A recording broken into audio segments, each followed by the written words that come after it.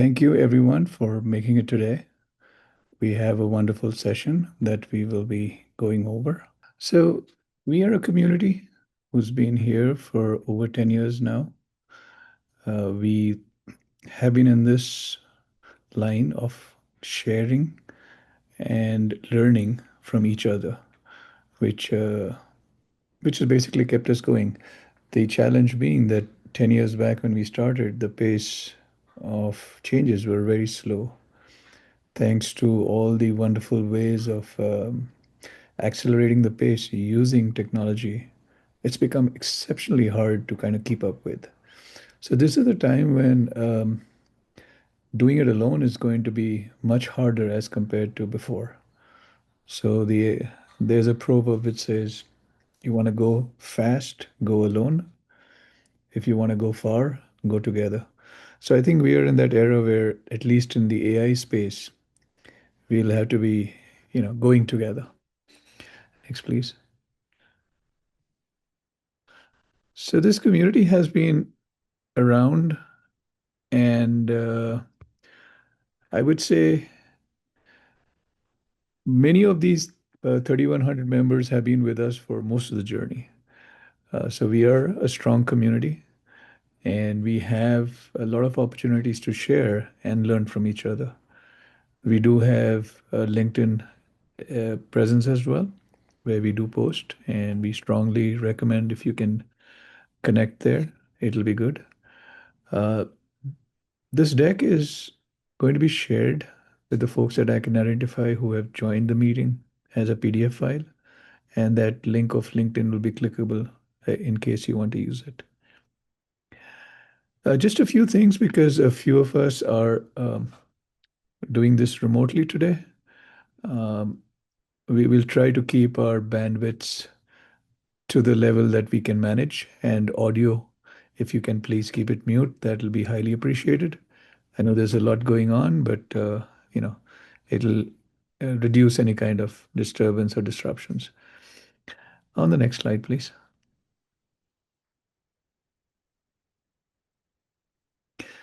So we pretty much have just this quick introduction that we're going to go through in the next 4 or 5 minutes more, and there is a conversation that we're going to have about video or visuals, which Prayash is going to cover for approximately an hour. It's a little technical, but it'll also explained beautifully by Prayash, and we'll have a good time through that. Next one, please. If we get some time, those folks are in the room there. Please do network and connect.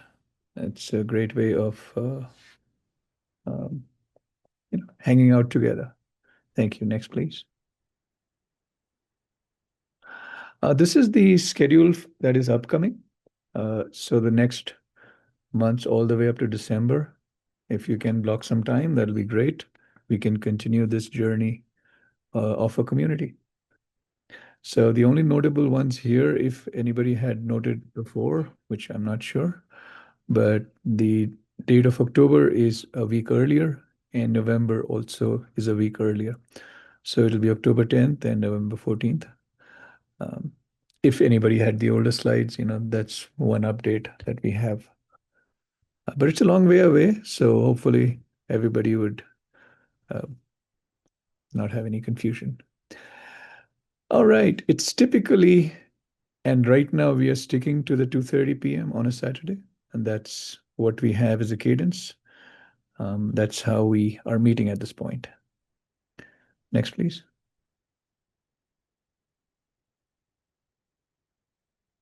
Well, this month was the month for the Soccer World Cup or Football World Cup, whatever people call it. But there's been quite a lot of exciting stuff happening on the AI space also. Um, Actually, both India and China don't participate in the Soccer or Football World Cup, even though they watch it a lot. But the item number two is a challenge from overseas. Moonshot AI, which is a Chinese company, which has released Kimi K3, which is kind of is competing a lot with Claude initial reviews suggest that, it's doing better than Claude for code generation, but it's still not out there for other stuff, probably because of the data or the data availability. But it's strong on agentic and real world task automation benchmarks. It's kind of pretty strong there. And they have a pretty decent pricing model. It's $15 per million output tokens. And they are set to release fully. Right now, it's in a beta mode. It's set to release fully on 27th. So that's just one thing that's been happening. There's been the back and forth on Claude. Everybody's probably familiar with that. It's on, it's on, it's off, it's off, it's on, it's off. So it's been going on. But they're also aggressively trying to work up their pricing model to keep up with what Kimi is coming up with. The other thing is that if you guys were on the Google platform, then there have been some small changes there in the sense that they had the ML product, which was called Vertex by them before. It's now gone, and they're kind of calling it Auto ML. So there's a lot of Auto ML products out there, which you guys, if you haven't taken a look at, you may want to look at. There's Azure. They have a Auto ML thing going on. Amazon has SageMaker's Autopilot. Then there are quite a few other smaller companies. H2O has got some driverless AI. There's another one called Data Robo. So those are like kind of trying to automate some of this ML part or machine learning part, which, just makes it easier. And then layered on top of this, there are a lot of companies which are doing domain centric kind of products, just using these underneath. So if you want to like dig deeper, then these are the products. If you want to stay on, like other vendor-based offerings, there's a lot of them coming out. Um, so most companies have been doing this of, trying to integrate your data stacks and your AI platforms. And everyone is coming up with newer and newer uh, products, uh, so to say, integrations. So Databricks is pretty aggressively spending a lot on that. Snowflake has been trying to rack back their, they were very strong at one time. I think they're coming back with it. And then at the very end, I'll just speak briefly about there's still some folks who see a great deal of value in sticking to the core data science stacks. The things have changed a little. Like if 10 years back, we would have said pandas for dealing with, arrays and all that. But now there's more stuff like, there's in addition to panda, there's polars and there is, a bunch of those which are a little faster and pandas hasn't kept up. Then there's the Rust data frame, which is basically what polars is, and positron. So some of those. So if there are folks who are here from the core data science stack, that's a few things that you may want to look at. That's about what's happening and what's kind of a good thing to probably take a pulse off, just in case, just staying current or staying in the field, so to say. That's pretty much what we had to talk about as in the intro part for what's happening in the space out there. So I'll hand over from here to Prayash. And Prayash, I think the World Cup has excited him and he was trying soccer. So he could not be here in person, but he's going to make up by doing this remotely for us. Um, Thank you, team. If you can hand over the presentation or presenter rights to Prayesh, then he can bring up his topic. And Prayesh, please introduce yourself. You'll save me that effort. Thank you. Sure.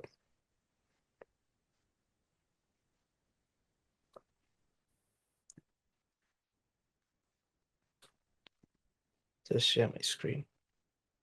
Is my screen visible? Yep, we can see it. Thank you, Prayesh. Yeah. Thank you, Suresh, for the nice intro and for the latest advancements, latest new talks on the latest AI tools.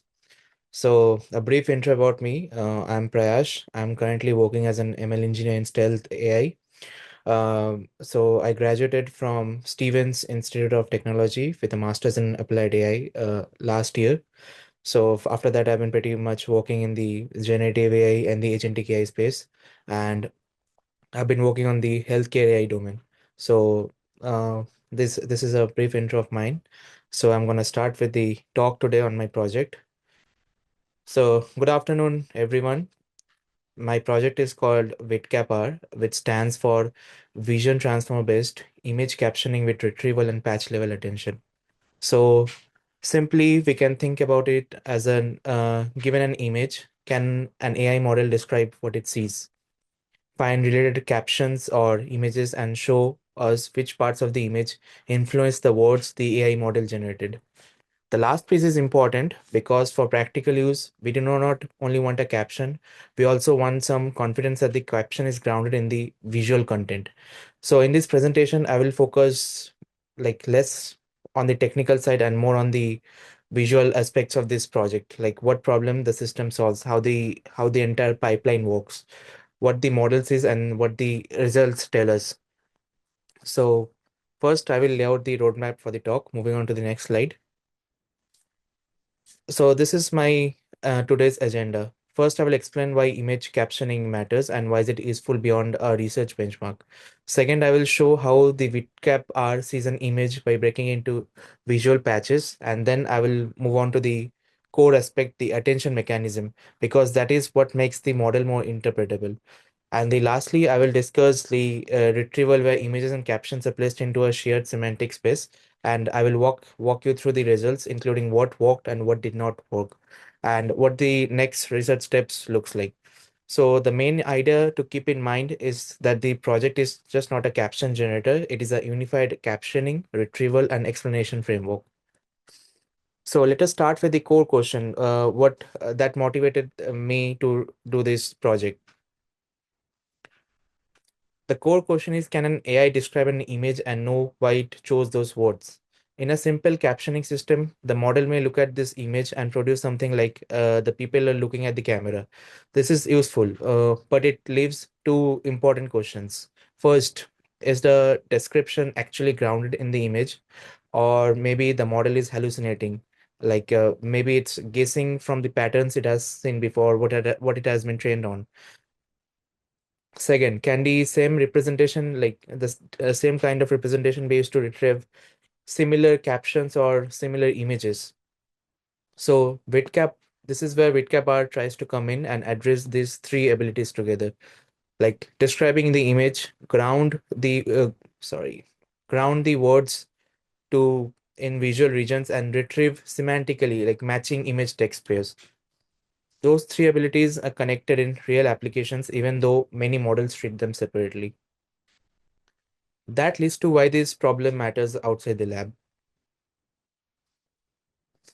Image captioning is not just an academic task, it can support accessibility by describing visual content for users who cannot easily see an image. It can support visual search by helping people find images using natural language, using NLP, natural language processing. It can also help generate content metadata automatically, which reduces the rigorous manual labeling work for image annotations. From a business point of view, what we see is that the higher value is better search, lower annotation cost, and more improved user experience. As from the technical point of view, what we can see is that the challenge is the alignment. The words needs to match the image, not just sound fluent. So here comes the explainability, because it matters, because users are more likely to trust a system when they can see why it produced a certain description. So now let us look at the current existing pipelines or systems which they have difficulty in achieving that alignment. So a typical approach in the engineering space is to train a captioning model for generation and a separate retrieval model for search. That can work, but it creates two separate worlds. The captioning model learns to produce sentences, while the retrieval model learns between a similarity between images and captions. If these are trained independently, the system may generate captions that sound reasonable, but are not strongly aligned with the retrieval space. Or it may retrieve text that is semantically close, but not useful for caption generation. So this project tries to connect these functions. The same visual language understanding supports both the caption generation and the retrieval. This is the central design choice of the project. Do not treat the captioning and retrieval as disconnected demos, make them work together in a single world. To make that possible, the project starts with how the model represents the image. As you can see, there is an image of a large brown dog laying on the side of the road. This is how I'm going to describe how the patches and the pixels are being generated. So VIT, which stands for Vision Transformer, sees an image differently from the typical CNN pipelines. CNN is basically convolutional neural networks. Like this is the CNN is the fundamental. Whenever you're working in the computer vision space, it starts as the fundamental model. So it starts as the foundation, and based on top of that, we modify or we bring more advanced models. So CNN is the first model in the computer vision world. So, in case of VIT, instead of treating the image only as a grid of local filters, which the CNN does, the image is divided into patches. So, if you can see in the pictures, like it's been divided into multiple patches. So the image is resized into 224 by 224 pixels and split into 16 by 16 patches, producing a total of 196 visual patches.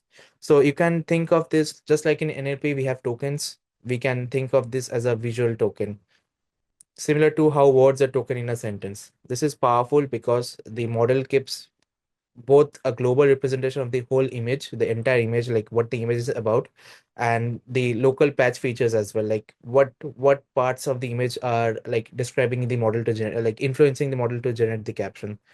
Like for example, like the global representation helps about like what is the entire, like what is the summary of this image, like what we can see of the image, and the second part is what makes the attention mechanism visualizations possible later. So now we can connect those visual patches to the full ViTCap-R pipeline. So moving on to the next slide. This is the entire pipeline of the ViTCap-R project. So we'll start with an input image. Then the VIT encoder converts that image into visual representations, a global feature and patch level features, which I talked about in the previous slide. Then the caption decoder then uses those features to generate a sentence word by word. Then the patch attention module helps the decoder focus on different regions while generating those captions. In parallelly, we can see that we have two more blocks, the image embedding and text embedding. Coming into that, the image and caption are passed into separate encoders that project them into a shared semantic space.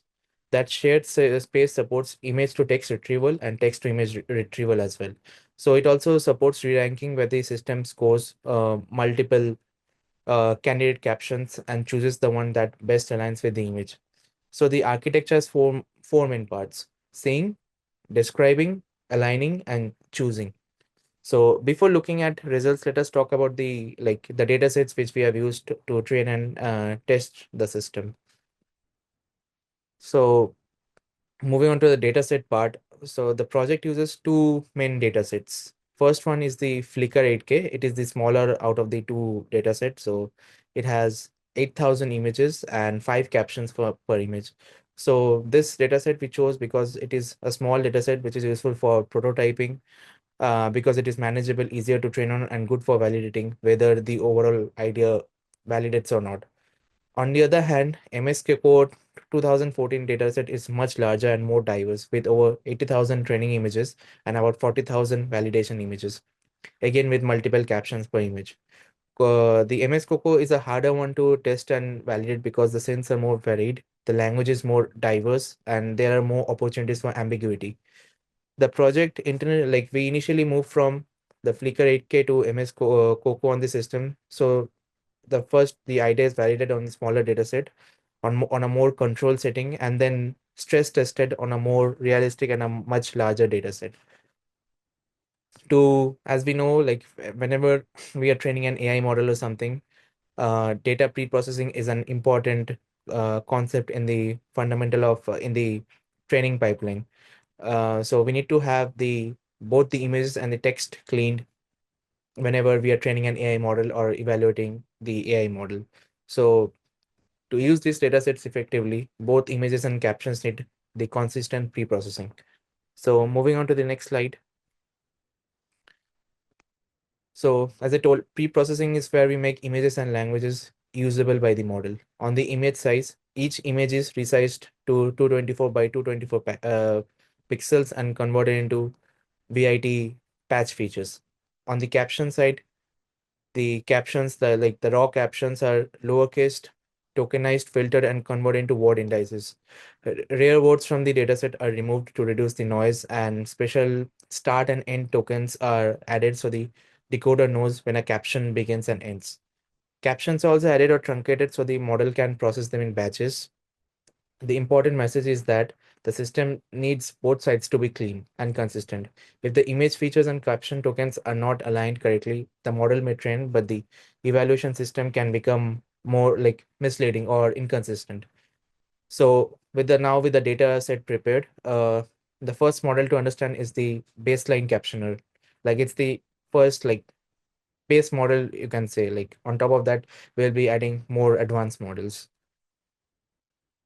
So this baseline model combines a simple ViT encoder with an LSTM decoder. So ViT stands for Vision Transformer, and LSTM is basically an upgradation of RNN network. So RNN comes into natural language processing recurrent neural networks, and LSTM is basically an advanced version of RNN. LSTM stands for long short-term memory networks. So coming into the ViT part, the ViT extracts the image features and the LSTM generates the caption sequence. So in the example, as you can see, the baseline can identify visible objects and actions. For instance, it has generated the caption, the people are looking at the camera. So it can recognize the people, a camera caption, a camera facing scene, and on the other hand, you can see that it has generated a caption for man in red shirt climbing rock. So it has been able to generate the caption for the person climbing accurately. So that is a great starting point, but the captions are often simple and does not contain much more deeper context, like what's happening more in the image. So the model may capture the main object, but miss certain relationships, scene details, or more specific, accurate descriptions. That is why the project moves beyond the baseline. The baseline shows us that the system can generate captions, but it does not fully solve grounding or contextual richness. So the next step is the adding of patch level attention to the baseline model, which makes the captioning process more inspectable. So moving on to the next slide. Yeah. So this is one of the most important visual parts of the object. So patch level attention lets us see which parts of the image the model focused on while generating a particular word. For example, in the first image, like when the model generates a word like little or arms, the heat map, as you can see in the image, like the red area, like it highlights regions that correspond to the person or body parts in the image. So this should be interpreted as a visual explanation, not a perfect proof. It tells us that the model is not training the entire image as one black box vector. Instead, it is assigning these attention weights to patches and using those patches to support the word generation. Like this heat map usually helps with the interpretability debugging, like what parts of the image is influencing the model to generate those captions. um, and also it improves the trust as well. So attention helps with what where the model looks, but we also need to improve how it chooses sentence. So moving on to the next slide, this is where the caption generation part comes. Like when a caption is generated, the model has to choose one word after another. So there are two types of way which in which we can generate the captions. One is the greedy decoder, which simply chooses the most likely next word each time. This is fast, but it can make early mistakes that affect the entire sentence. On the other hand, we have another caption generation method. It's called beam search method. So this slide is mostly on the beam search. So it keeps multiple possible sentence parts alive at the same time. Instead of committing too early, it explores several candidate captions that and then chooses a stronger overall sequence. So over here, the attention provides the visual grounding, while the beam search allows us to gives more options while choosing an appropriate caption. So enable to improve the fluency and the sentence quality while generating the caption. So this combination is especially important because a visually grounded word still needs to fit into a natural sentence.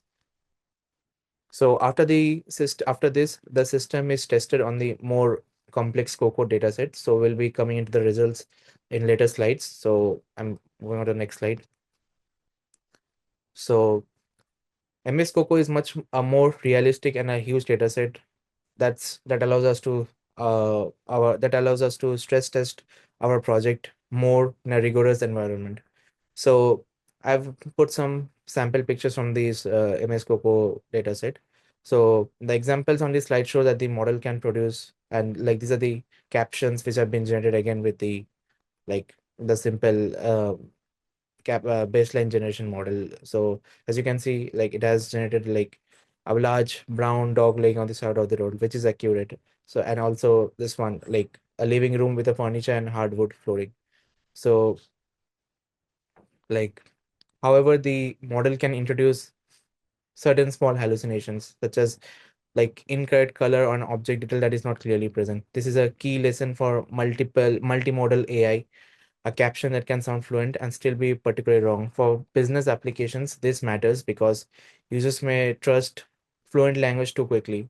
For technical work, it means we need better grounding and better ground truth evaluation and not just better sounding sentences. So now we move from like the caption generation, like the one aspect of the project, to the retrieval, which is the another important aspect of this ViTCap-R project. So moving on to the next slide. So retrieval in simple terms means the model can search across image and text. Given an image, it should find matching captions. Given a caption, it should find matching images. To do this, with CapR, we have been using a dual encoder design. One encoder represents the so this is the one of the encoder and the another encoder for the caption. So this one encoder represents the image and the another encoder represents the caption. Both outputs are placed into the shared semantic space where similar image text pairs should be close together. So I have introduced a PCA plot over here, which gives a visual summary of that, like the learning space of what did the model learn. So we should not overinterpret every point, but the main idea is clear that the model is learning a shared representation where vision and language can be compared directly. This is useful for both like search, recommendation, and caption ranking as well. But the basic retrieval is not enough. Like it might not produce better. Given an image, it might not retrieve similar captions. So there's more to that. The model also has to learn from the confusing mistakes which it might commit while maybe uh, retrieving similar captions given an image. Like it might come close, but it's not accurate. So that's where like the hard negatives come. So it's basically learning from the confusing cases. So in simple terms, it is a way of making retrieval training more realistic. Like an easy negative is a caption that is obviously unrelated to the image. For example, matching a beam image with a kitchen caption is easy to reject.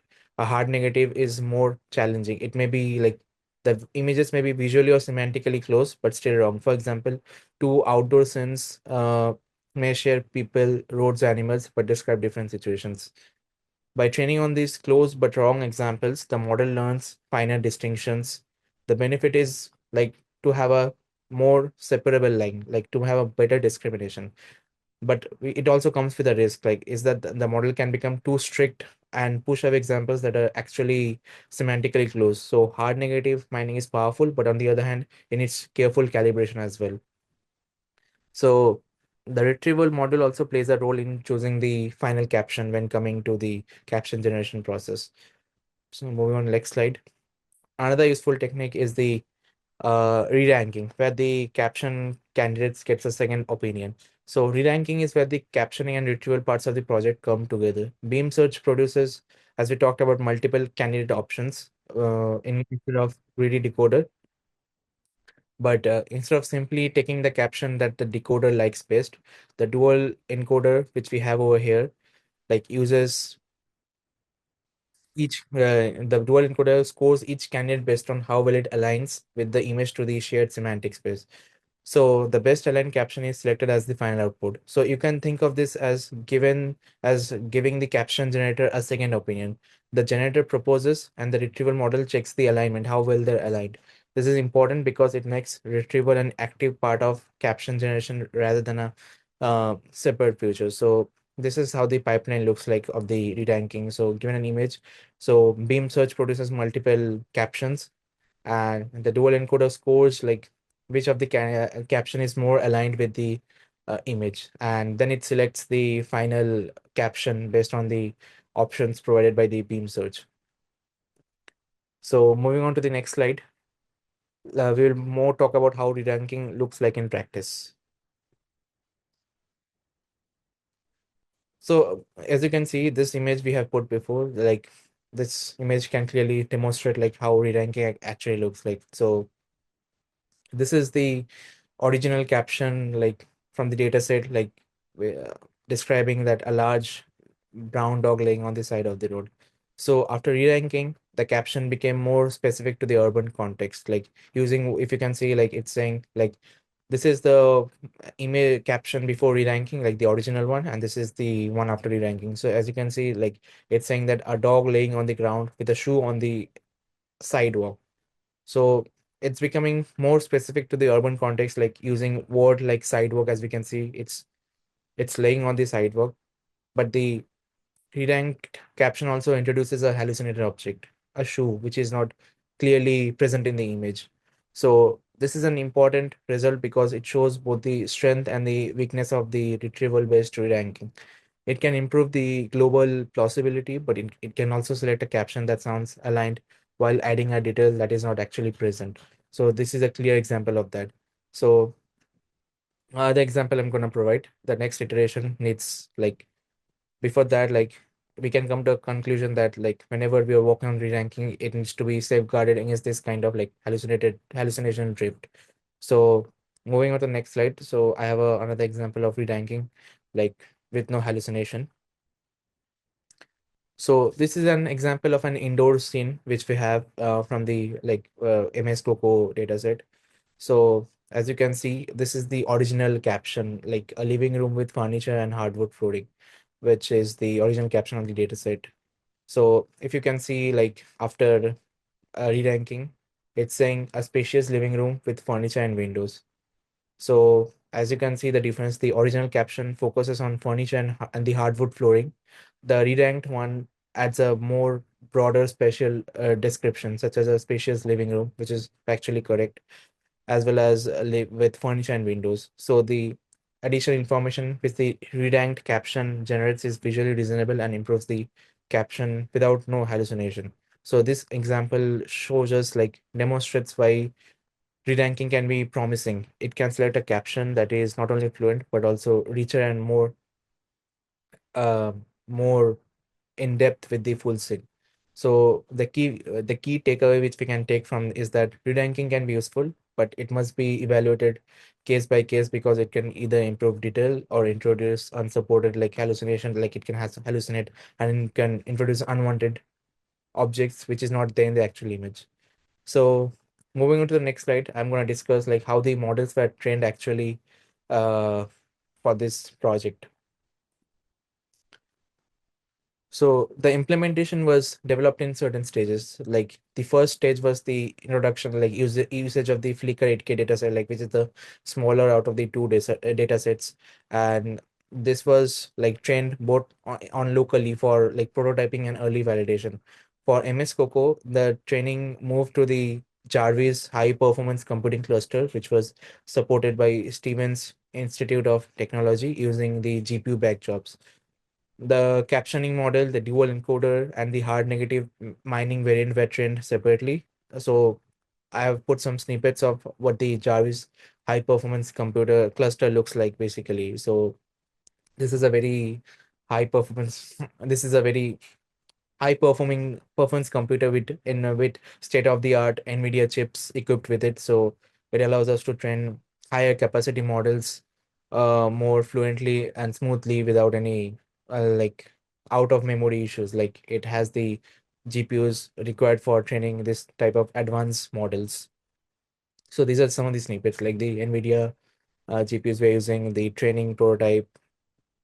So moving on to the next slide, the after training, like after the training is done, the next question is that what are the basis for evaluation? Like how are we validating whether the project like which we validated on a small data set, how is it performing? And to move on to the next slide. So mainly we have used these metrics like the blue, the meteor, and the recall K metrics. So I'm gonna explain like what each of the metrics is stands for. So coming with the blue score, like it measures how much the generated wording overlaps with the reference caption, like uh how much it overlaps with like the how much the generated caption actually overlaps with the actual caption. So it can be useful, but it can be harsh because there are many valid ways to describe the same image. So that's where Meteor comes, like it is somewhat more forgiving and captures more semantic overlap. So it is often helpful for captioning. On the other hand, we have the recall K metric. Like this is the one which is used for retrieval. The first two are for like the caption generation, and the last one is for the retrieval. So it asks did the correct image or caption appear in the top K results. For example, recall at K. K stands for a number. So for example, recall 10 at 10 means we are checking whether the correct match appears somewhere in the top 10. These metrics are useful diagnostics, but they are not the whole story. For image captioning, qualitative examples and failure cases are equally important. So we have to treat those as well. So coming on to the first data set, like the Flickr 8K, we are going to look at the captioning results for the Flickr 8K data set. So on Flickr 8K, the baseline VIT plus the LSTM model, which we talked about in the earlier slide, showed reasonable object and keyword detection with a reported blue one of 0.5124. The stronger result came when we introduced the patch level attention with the beam search method of the caption generation. The Meteor score improved substantially, reaching 0.313 in the reported evaluation. The interpretation is that attention alone is not enough. Attention helps the model focus on relevant image regions, but beam search helps it form better sentence level outputs. So the key lesson from Flickr 8K, which we are seeing, is that visual grounding and decoding strategy work together. So the model needs to look in the right place and also choose a coherent sentence path. So moving from the captioning side, now we will look into the retrieval side of the evaluation. So this is the retrieval scores from the same Flickr 8K dataset. So the results show that the model can often find relevant matches within a larger top K window, just like not like top 10, maybe top 15, top 20, especially at recall at 10.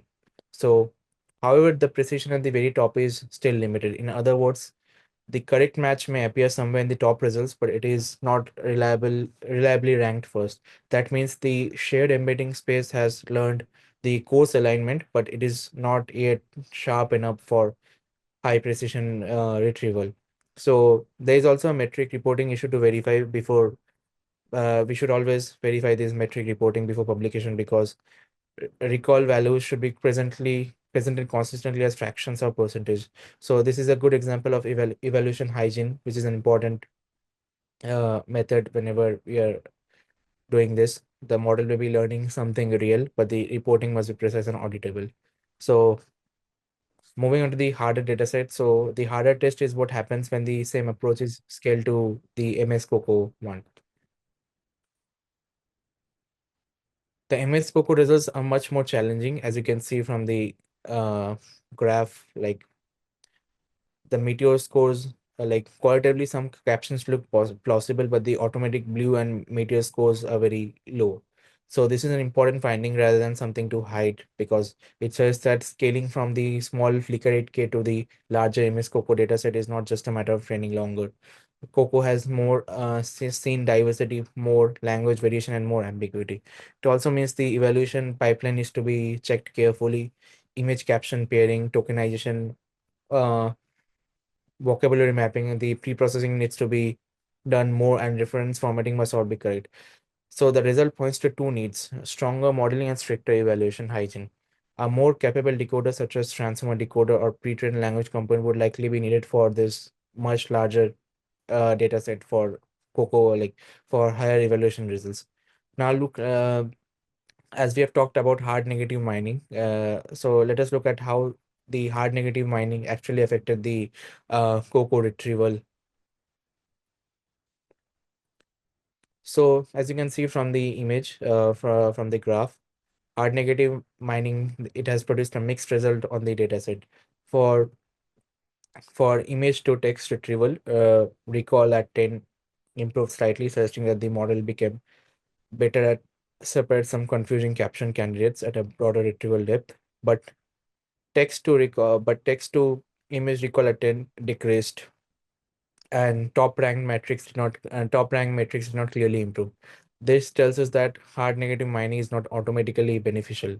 So it changes the geometry of the embedding space. It can make the model more discriminative, but also on the other hand, it can over penalize examples that are semantically close. Like it might discard those images which are semantically correct, but due to stricter boundary, it might not take into those images in consideration.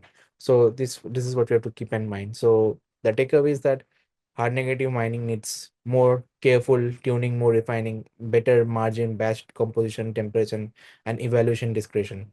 So to better understand this behavior, like we have been using embedding visualizations, so which I put into the next slide.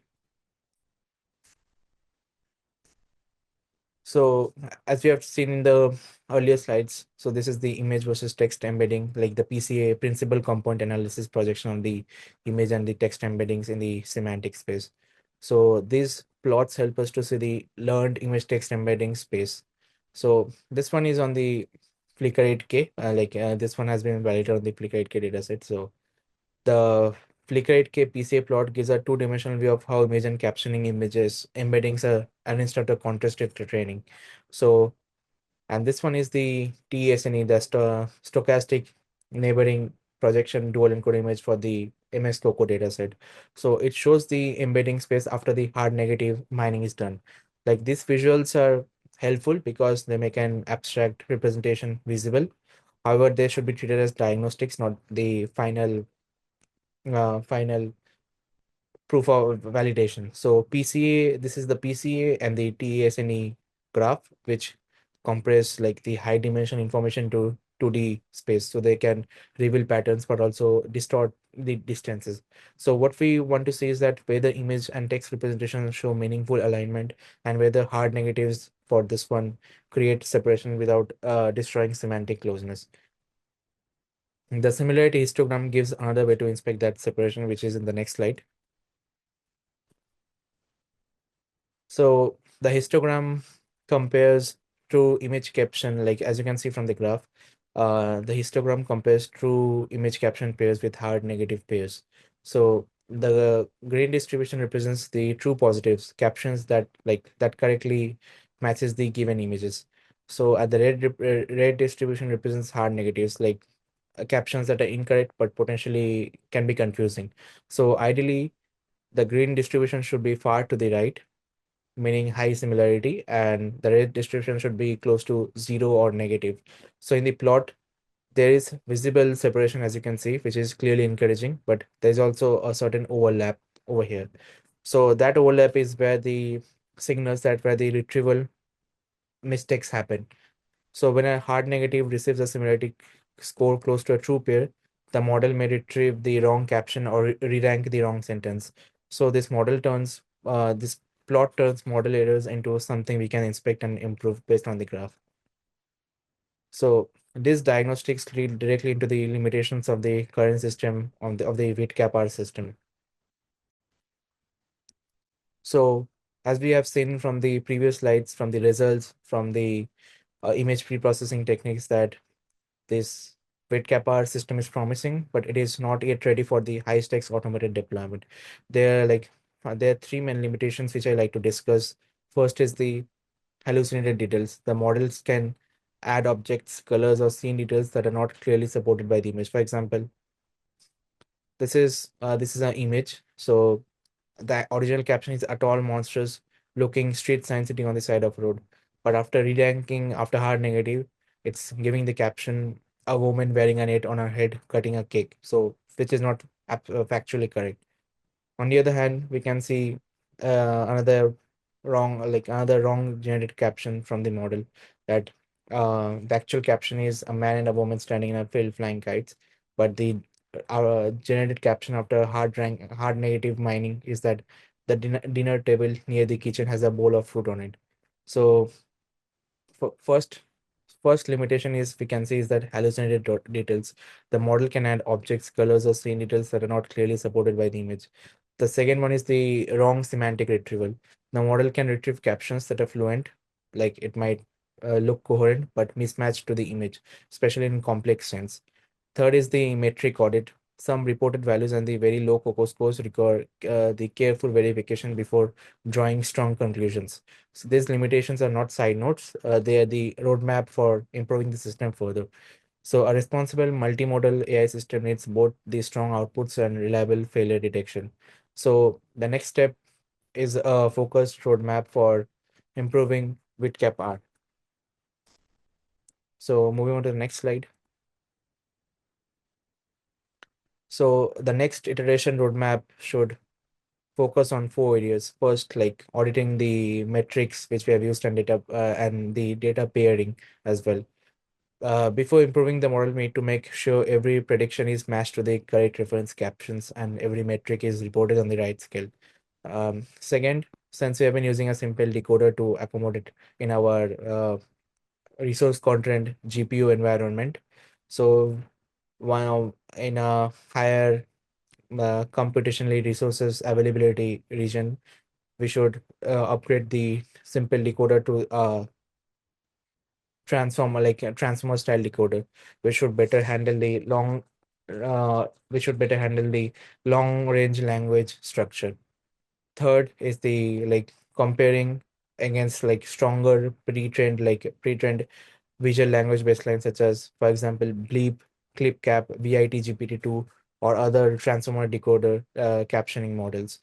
The last one includes the human-centered trust evaluation. So basically, because automatic metrics do not fully capture whether captions are useful, faithful, and understandable, the recommended direction is to keep the unified captioning plus retrieval idea, but pair it with stronger language modeling and stricter evaluation. So I will close the main takeaway of the project. So with the conclusion message is will be that ViTCap shows a path toward explainable retrieval aware image captioning. The strongest part of the project is the unified framework, one system that generates captions, like visualizes the attention, learns the image text retrieval, and uses retrieval alignment for re-ranking. So the results show promise on the Flickr 8K dataset and expose the important challenges on the much harder MS Coco dataset, like because it is more diverse, more has a more chance for ambiguity. So this is valuable because it clarifies, it gives a clear picture on what needs to be improved next. The the reliability on the evaluation metric which I've been using, like the Blue score, the Meteor score, and the Recall K metric, the usage of stronger decoder models like higher transform instead of relying on LSTM based decoder, we are going to use more advanced transformer based decoder, which is a state of the art uh, model for generating the captions. And also need better grounding is to be done for the image caption pairs and careful handling of the hallucination, like a guardrail needs to be there so that the model cannot generate unwanted objects which are not there in the image. So the main takeaway is that captioning should not only be fluent, but it also should be grounded, searchable, and explainable. So thank you, and I'm happy to take questions on this.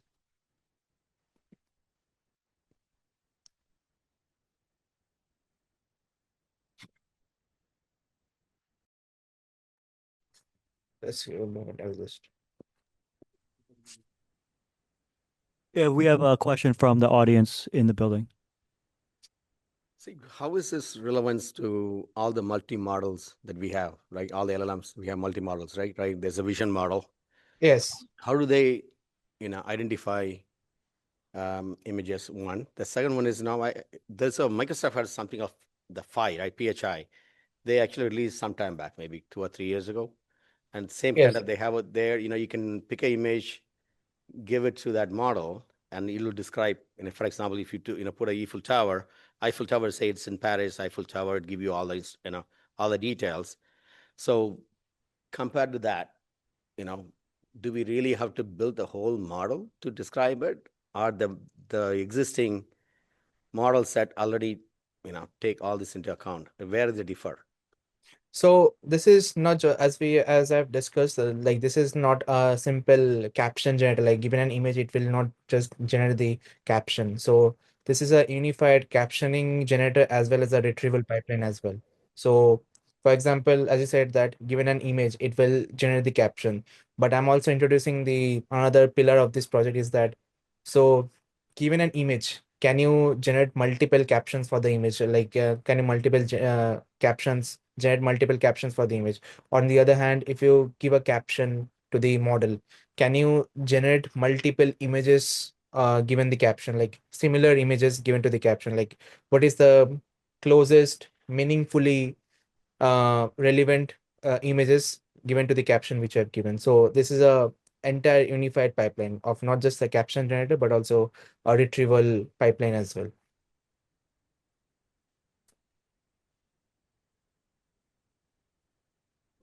The activation function plays a role in this.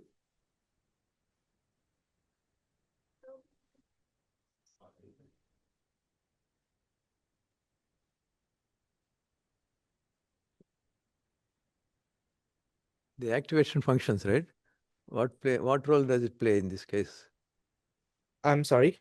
The activation functions?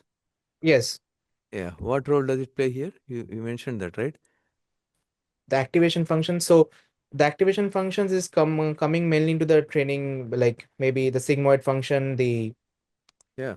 the tanh function. So it comes mainly into the training process. So I'm gonna come into this slide. So the activation functions mainly plays an important role in the training process, like depending on the what activation functions you choose. And so since these are like the like image classifier and like caption generator model, so we use sigmoid, tanh, ReLU activation functions depending on Yeah. the. The way you are generating multiple titles, right? Yes. How is it dependent on the No, activation function? no, it does not. It does not That's depend what on the my activation. question was. Yeah. No, no, no. Like it's part of the training pipeline, but it's not directly influencing the caption generation process. Okay. Thank you.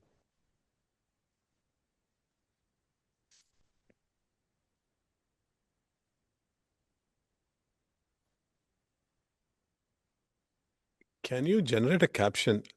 Can you give a caption and extract it from the multiple images? Given in Is it caption, only in on image because you showed me that 196 patches for the dog one, right? Dog on the footpath. yes, this one, right? So in the similar lines, if I say if I give about 1,000 images and then give a caption and I ask you to capture those specific things, can it do? Yes. So you're asking that like given a caption, like which parts of the caption, like which parts of the image influence the caption, right? That's what you're asking? Yeah. Which part of the caption? The caption should reach out to the image part. Let us Yeah, say like the dog. Yeah. yeah. For example, like we are like over here, like which parts of the images are like influencing the caption and generating the caption. So this is where the attention heat map comes. Like it sees, like it helps us visually to see, like for example, like where did this word come from. So whenever we're using the attention heat map, we can see word by word, like where the model is targeting on. So for example, like little, it's targeting the hands, like the hands and the, Let me try to be more articulate. yeah, I give a caption, and yeah, in for 1,000 images, okay, it has to go and search for that aspect of the image. right, correct. Yeah, word to image search in 1,000 and same one, it has to integrate. Does it have any trend? Like I'm not like you're giving you're giving a caption and it has to search across 1,000 images, right? Right. Yeah. So you're saying that it's gonna retrieve like similar images on the caption. Yeah. And also, I mean, Yeah. obviously, next step would be to find the patterns, but I Yes. just Right. want to know this, whether Yeah. we'll be able to do this kind of thing. Like this is where we are, like, since we are constrained by the GPU availability, as these models, like as these are like consume more GPU and like more high performance GPU, so this takes more capacity, and like in the current resource constrained environment, it is not like technically feasible because on the local computer, but given the GPU resources, it's technically possible to do that, like Mhm. higher end GPUs. Oh, okay.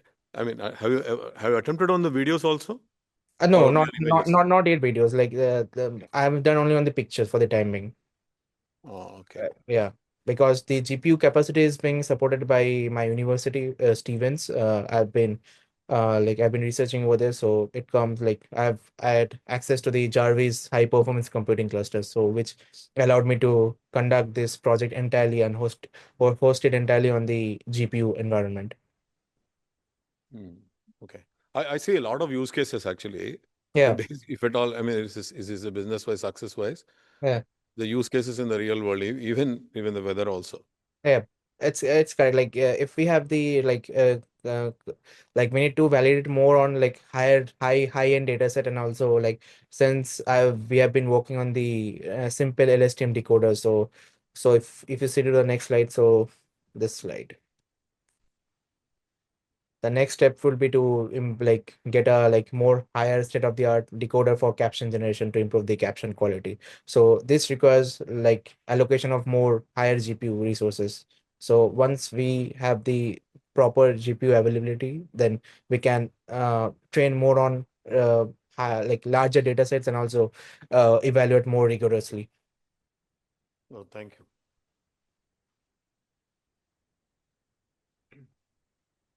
Yeah, quick question. Yes. Can you maybe go into a little bit of detail about the vision transformer? Is that heat map you were showing a function of the vision transformer's ability to scope in on those segments that it created, or is the segmentation process done independent of the vision transformer? You're talking about the attention? Yeah. Yeah. The attention is basically it comes with the vision transformer. So as you know, like Chat GPT, then all these AI models, like the base model was the transformer model. So it comes with an attention mechanism. So in simple terms, like attention influences the model to like while generating a word, it influences the model to consider all the other words around that particular word. Like what will be the right word while generating the text. So similarly in visual transformer, it allows us to see like these attention, like allows us to see like basically put some weights on the image patch while generating the caption. So see, if you see, like for example, let me, yep, this is a more clear example I can show you.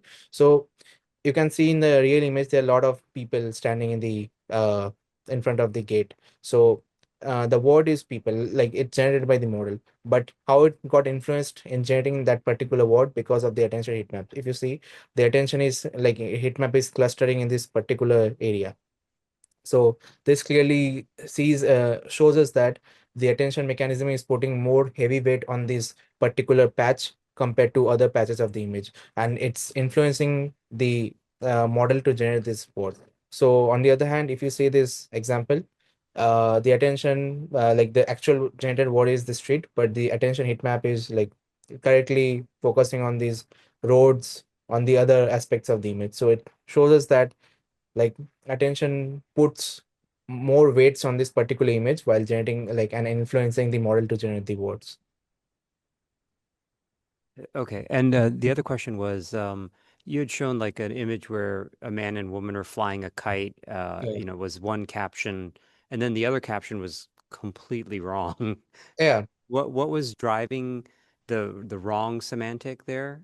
How's it? The, this is where the hard negative thing is coming, because it's incorrectly taking, like, these are the false positive cases. Like, this is the actual correct caption, but the hard negative, like, it enforces a strict boundary between the real and the fake caption. But introducing hard negative mining can also like bring certain hallucinations, like because the boundary might not be clear, or maybe we want to tune the evaluation, adjust the threshold for the evaluation much more rigorous.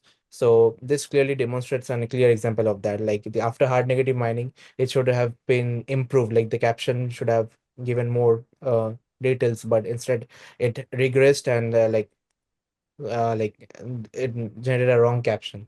So this is a clear example of like what metric are we going to use next, and like what are the levers we can tune for the hard negative mining process. Okay, thank you very much.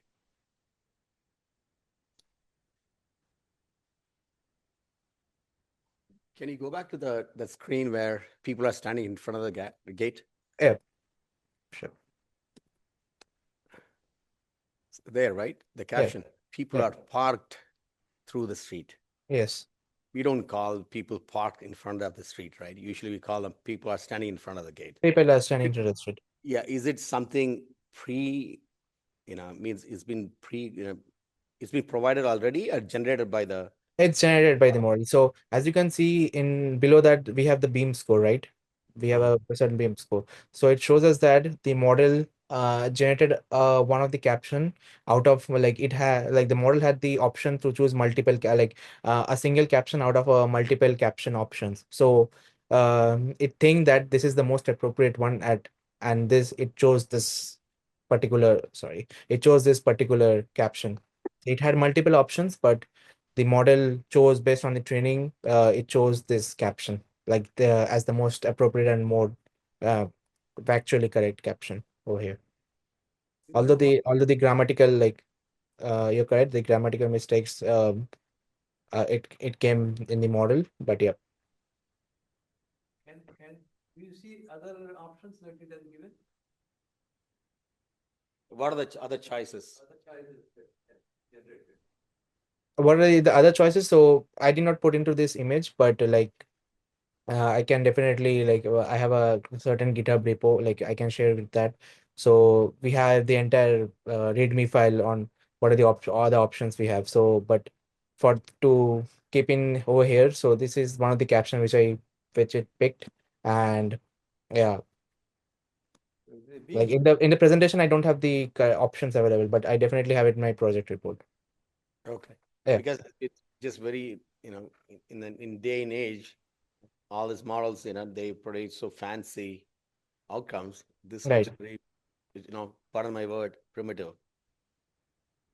It's because we have been using a simple like decoder modeling instead of the, like, as you know, like we have pretty much advanced to the generative AI phase where we, like, as days goes by, we are getting more advanced models, but like since we don't have like tons of GPU resources or something, it's not technically feasible to use like a very high end model to generate the captions. So it's a very simple like LSTM decoder caption generator model instead of like the native transformer model. So that is also a part which is influencing in this primitive caption generation.